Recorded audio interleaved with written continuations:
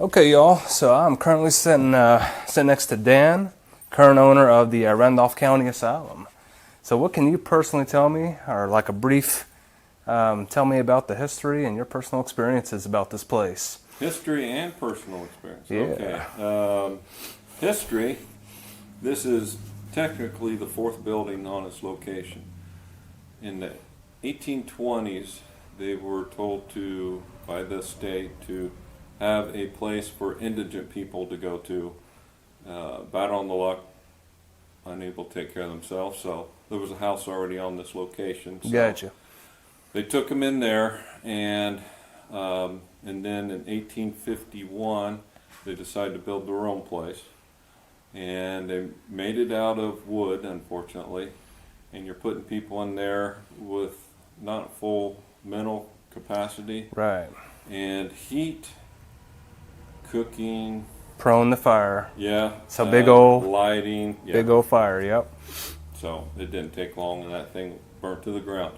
And we recently found that General Stone, we own the Stone Mansion in Winchester as well, Very nice. designed this first building. Oh. So anyway, they said, okay, let's build another one, this time out of brick.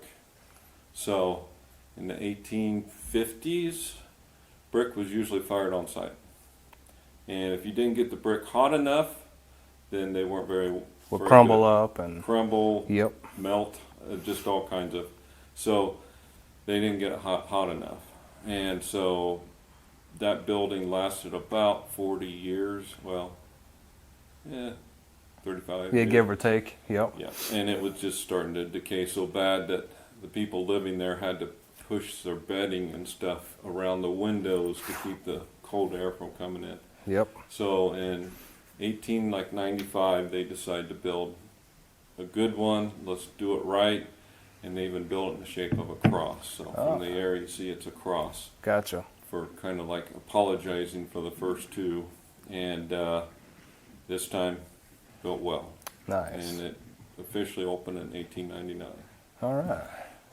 So that's the history of this place. Now, it was, building-wise, this last building had a lot of hats. It wore a lot of hats. Started out, says out front, infirmary. Yep. Then, of course, they took everybody in. And so then, I don't know when it was, 50s, poor farm. Then clear up till, I don't know, I think the early 2000s became a nursing home. Nursing home. Yeah. Yeah, it's definitely got a shift in scenic energy around here. Yeah. Especially when it comes to nurses and like people, people with not much wealth. Yeah. So you definitely have a combination of all different types. Yep. Passing through these walls here. So, yeah, and nobody was killed on the first, when that the first building of wood burnt down. So nobody died in that one. Rumor has it, a lot of people died. As far as we know, nobody has. So Gotcha. if we find out anything different, we change stories as we find out truths. Oh, yeah.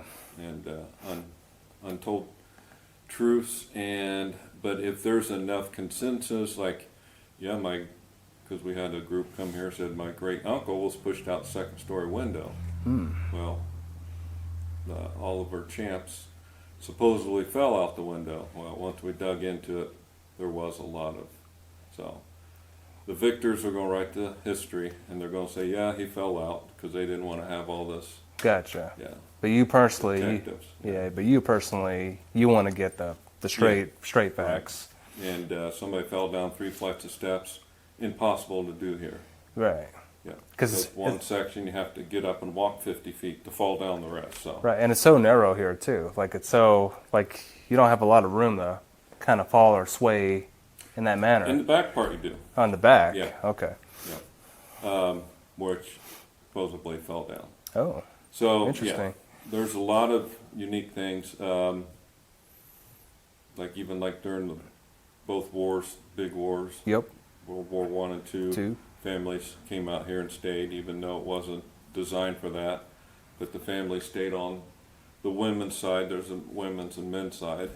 And so that was different because the men were over fighting overseas. Well, they didn't get paid well enough. No. And a lot of people lost their houses. Back then, you lost your house, you just plain lost. And that was hard times too. That was still like Depression times. Yep. And yeah, because technically World War I started during the the Depression, yep. So, or two, I mean.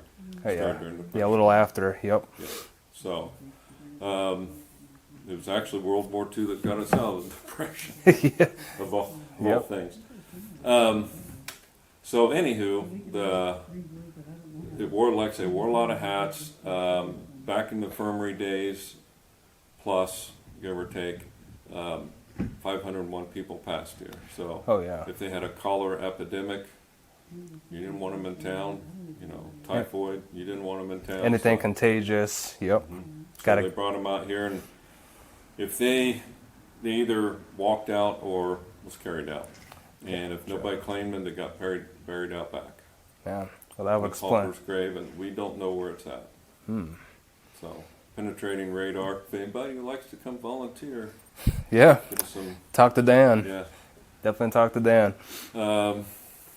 So, the experiences, quite a few. I'll mention some I've had because I'm not too familiar with what other people had.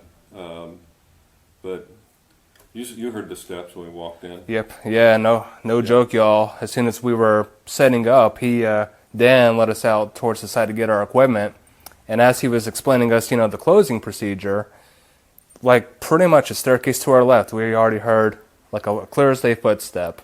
Like you can hear the wood squeak and all. That was like straight up, like no signs of that. Yep. That's happened to me several times. I'd say the neatest time was when I was letting my first group in ever, first group to spend the night, and I was over there in the ready room. Yep. And I thought, it was around October, that the attic doors were open. So it's designed for all the air just to heat up and rise and go up and out into the attic, out like the I cook ventilated house. out. Yeah. Yep. I thought, well, to keep the heat in, I better go close the attic door. So I got up. I didn't see anybody. They were all setting up still. And I got up to the attic, just shut the door, and I heard somebody running up the steps. And now this is the attic area. And I said, "Guy, that's just me. It's just me." Didn't hear another peep, so I looked down. There's nobody there. Okay, so I walked on back into the ready room. I was listening to a movie with headphones on, not even very loud, afraid to move because I know how sensitive their equipment was. Oh, yep. And so that group, and I thought, should I tell the group? No, they'll just think I'm making it up and to hype the place up. And well, that night, or the next day, they said that night I was running up down the steps all night long and they wanted their money back. And we said, no, it wasn't honest. They would not take no for an answer. Right. So they were that convinced it was me running up down the steps. Hopefully they didn't throw all that stuff away, the recordings. But yeah, that would have been a great, kind of like a first timers coming back, giving you that. Yeah. But that's incredible, y'all. The amount of energy that I'm sensing now. This place is extremely heavy, but Dan is a man that I'm sensing very authentic, very genuine, a very straightforward guy, and he's not one to keep things in the bushes. How he talks is what he's saying, but that footstep that we heard as he was telling us to close in, that was clear as day. So that is 100% believable. That's authentic. Yeah, the activity around here. That was good that you already heard it. Yep. Yeah. And it wasn't just me. It was like the other people investigating with me. We all heard it at the same time. So that's not making that up. I mean, that was just clear as day. And mind you, it's 11 o'clock. So even around this time, everyone expects to come to a place like this at nighttime. Right. But all hours of the day, even now I'm getting goosebumps because the amount of energy that I'm detecting here is immense. Even from the road, I can sense the energy. So yeah, this place is definitely, you have traffic. I'm sensing from the graveyard coming here.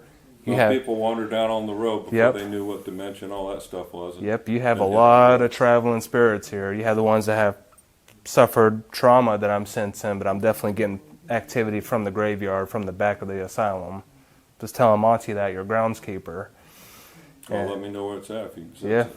Yeah, I'll take a walk back around and I'll let you know if I sense anything out of the ordinary. Okay. But that's a clear indication of the activity that Dan himself witnessed. Mm-hmm. If you have running up and down the stairs, and people that have come here to believe ain't believing that, I know. And you then got to they don't believe it. you got to recheck that footage. You're right. I hope that. Yeah. I hope that was years ago though. Yeah, especially if that's your first team Yeah. ever The to first one. investigate here. And I didn't know to stay with them in case breakers tripped or something. So Yep. now we don't.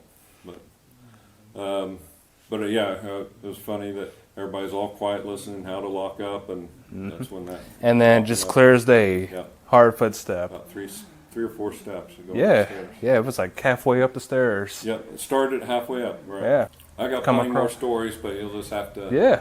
hear them. And I've if, taken a swing at ghosts. I've seen half ghosts from here down, and Yeah. so just immense amount of stuff that, hey, it can be explained away even as a Christian. oh It yeah, can be explained away. So some things you can't even explain. You Right. just have to personally experience. And obviously, with you owning such a historic building, there's like a new season in your story. Yeah. Every day, anything that can happen.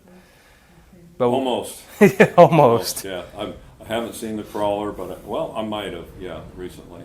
But yeah, a lot of stuff that Now he resides in the basement, right? Or is he on the lower level, other people said they've seen him elsewhere. elsewhere? Yeah, even as far as the second story. Second story. So, Okay. and was on the walls and ceiling and stuff. And he's probably a dark entity that feeds off of traumatized souls.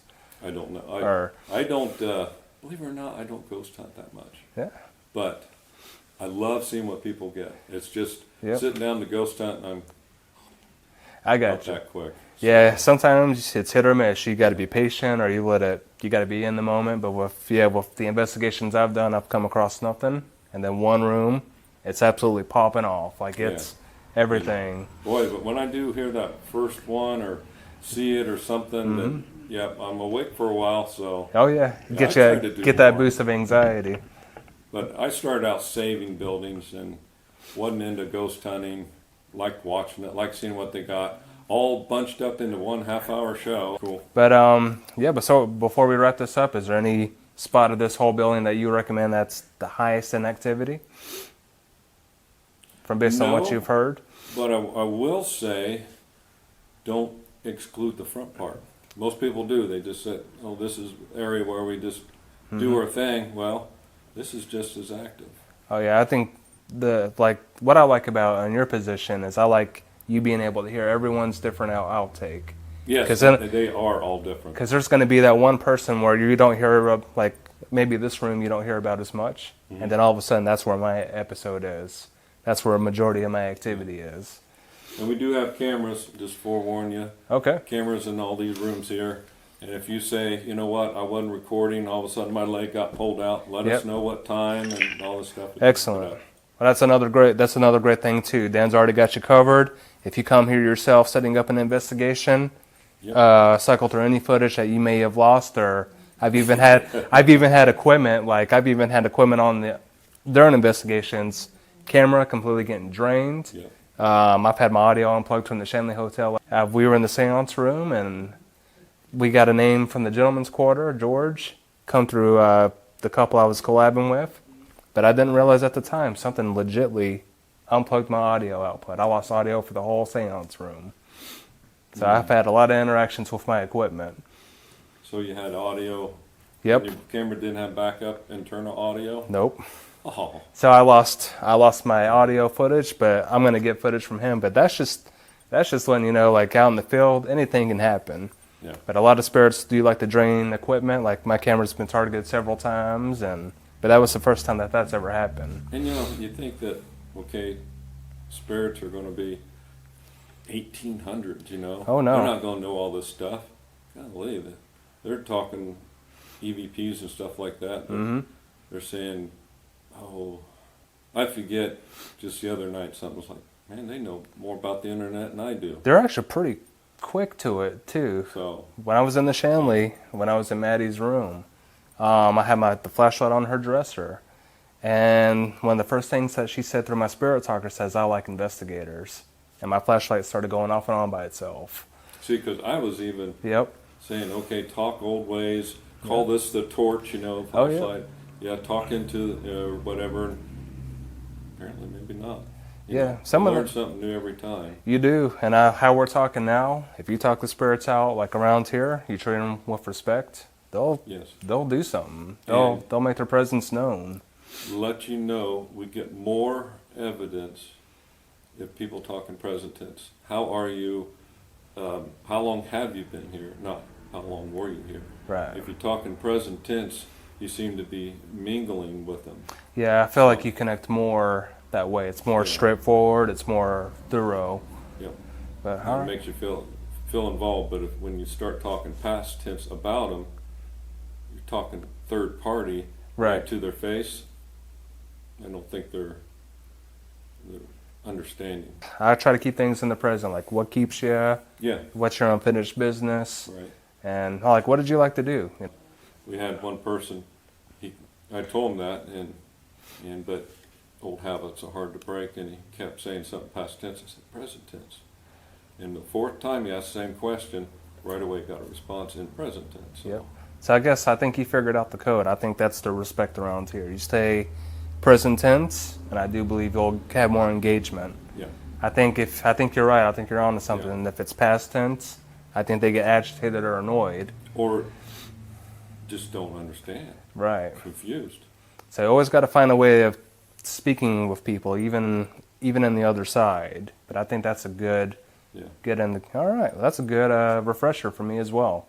Because Okay. a lot of times I'm out in the field, I'm like, you know what, I need to Try be something different. need a little bit more thorough. Mm-hmm. All right. Well, Dan, I appreciate your time, Yep. and I'm definitely looking forward to exploring this place and seeing what I come up on my own self. Good deal, and you'll be during the day. Oh yeah, during the day, and we already had footsteps happening just Yep. as we're setting up. So